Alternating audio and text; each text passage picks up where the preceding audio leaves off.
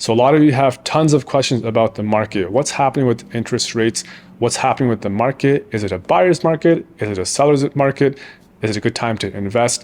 Loads of questions. And if you have those questions, you can reach out to me at 647-995-7292 or DM me, and I'd be happy to get on a call with you guys and discuss with you about the real estate market.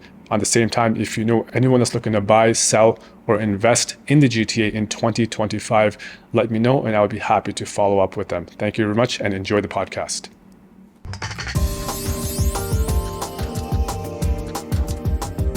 Hey everyone, welcome back to the Ahsan Raza podcast. My name is Ahsan Raza and this is episode number 49. So today's topic, I'm going to be talking about what we just saw yesterday at the Bank of Canada announcement, which you probably already seen, that they've cut the rates by 50 basis points. This is the fourth consecutive rate cut that we've seen, and a lot of people are having a lot of questions. What's going to happen with the market? Our value is going to go up? Our sales going to go up? What are the interest rates looking? So we're going to discuss a few different things today. But before we do, just wanted to say we are one episode away from episode number 50.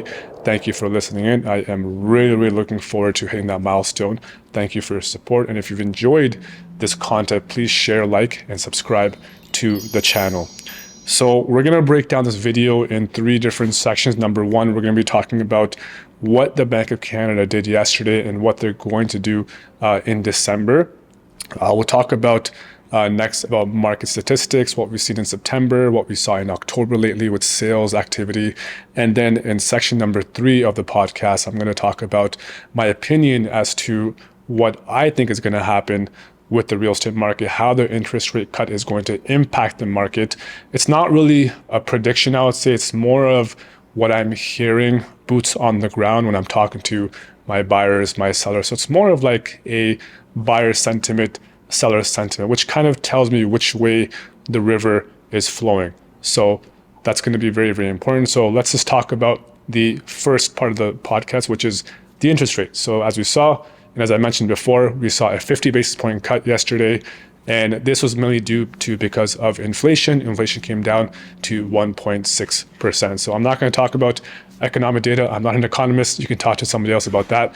But high level, this is what happened. Now, what's going to happen in December? We're going to have one more rate announcement in December. Now, just listening to the news, to economists, what they're predicting is they're saying that we actually might see another 50 basis point cut. So that means in this last quarter of the year, we're going to see at least a 1% rate cut, which is really interesting because if you had heard the Bank of Canada announce this previously, I think they were going to go slow and steady. But now it seems that tone has sort of changed. So this is based on what people are saying in the news, those economists that are talking right now. They are predicting another 50-point cut in December. It's not guaranteed, but that's kind of where the wind is going. So we'll see what that happens. And when that announcement comes out, we'll definitely keep you in the loop. All right, so next I want to talk about the second part of the podcast, which is the market statistics in September and also what I've seen in October so far. So because we had 3 rate cuts prior to the one we saw yesterday, I did see some movement in the market, not a whole bunch, but a little bit. So to give you an example, like we saw in September, the September sales activity actually went up by 8.5% from last year. So could that have been because of the rate cut? Maybe, or maybe it was just a fall market. We don't know. But it was a movement that went up instead of down. The second thing I noticed was in October. So from October 1st to October 18th of last year, there were about 2,700 sales in the first 3 weeks. What's interesting is that in 2024, October 1st to October 18th, we saw that jump to 3,300 sales. So I think that definitely was caused by the rate cuts that we saw previously. And I think that number is only going to go up. So what I'm thinking is that probably by the end of this month, when the numbers come out, the October numbers from this year compared to last year will definitely be higher. By how much, I don't know, but they will be higher. And I think that's going to kind of pave the way for the rest of the year. All right, this is part 3 of the podcast, which is probably going to be your favorite. So if you're still watching, sticking around, I hope you will enjoy this part. This is my opinion. Again, not my prediction, because anybody who says that they can predict the market, they're probably lying because they cannot know for 100% sure. So My opinion, like I said, is really based on my conversations that I have with buyers, sellers, and they sort of give me the data, the intel, the input as to what they want to do and what they're hearing in the news. So for example, right now, I'm talking to buyers. A lot of them know about the rate cuts happened and they're getting excited. They're sort of jumping off that fence slowly and surely. Now, not everybody is, but some people are. If I had talked to these buyers, let's say 6 months ago, it was completely different. They were waiting. And it wasn't because they were waiting for the rates to fall. They were actually waiting because they didn't know what the heck was going on in the market. They were scared to enter the market. Now, as there's some more certainty as to what's happening, as rates cuts are coming down, you're seeing that confidence come back. So will that bring in, a bunch of buyers into the market all of a sudden? Probably not. I think, if you see the market right now, you're going to see things pick up slowly and steadily. Sales activity will probably pick up, not by a whole bunch, but by a little bit. But people are sort of getting more excited. They're getting more in tune. They're thinking about making a move now quickly. Maybe it's this year or next year. And that sentiment tells me that the river is flowing into a positive way where I think next year we probably won't have a crazy year or a skyrocketing year, but we'll definitely have a better year. So this year, for example, we'll probably end up at 65,000 sales in total, which will match last year's. This means that the last 2 years, 2023 and 2024, will probably be the worst years in real estate in over 2 decades. But next year, given that buyer confidence is going to be a little bit higher, I think we're probably going to hit about 75,000 sales. So to summarize, basically, a sales activity should go up because the rate cuts are going to help drive that. And as rate cuts continue to go down, sales activity should pick up. Now, what's going to happen with the prices, the home prices in the market? Everyone expects that home prices are going to skyrocket once rates start dropping. I don't know. It's tough to say exactly if that's going to happen. I think there will be a year, there will be a time where we'll start to see that super sellers market again. I personally hope we don't, because I'm not a fan of those.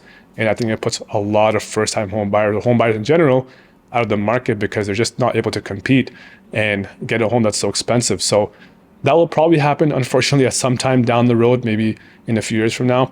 But going forward to 2025, 2026, I think prices will likely go up. Again, just an opinion, because as more buyers enter the market, there's going to be more demand.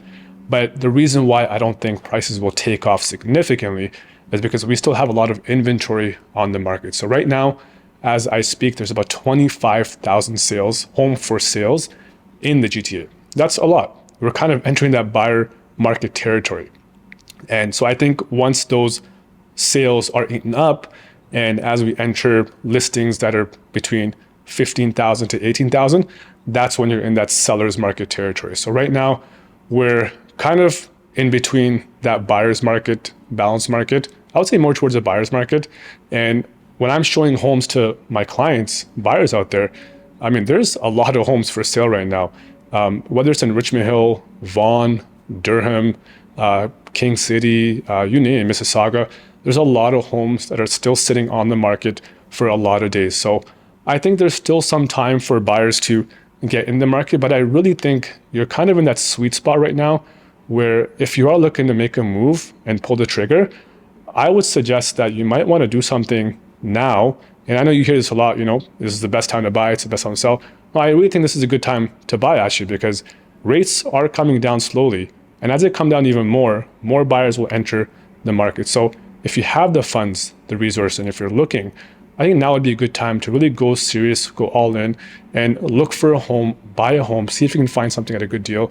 Because I think if you're going to wait and try to time the market, that's probably going to be the biggest mistake you're going to make. So stop trying to time it, do your due diligence, take your time. But I think as the dust settles, this will probably be a good time to now really get serious and start to look at properties and purchase a property. All right, there you have it, guys. That was a quick video for you guys. I wanted to give you a quick recap and summary of what has happened in the real estate market with the interest rates and what I'm going to be foreseeing in the next couple of months. If you have any questions about the market, or if you want a evaluation for your home, you can reach out to me anytime. As we're entering the fourth quarter, a lot of people are going to be thinking of buying, selling, and investing in the new year. So if you have any friends or family that are looking to buy or sell or even invest, or you just need a phone call for advice or a complimentary session where I can advise them and educate them on the market, by all means, let me know. We'd be happy to get in touch with them. And hopefully 2025 should be a better year for real estate and for you as a buyer and as a seller.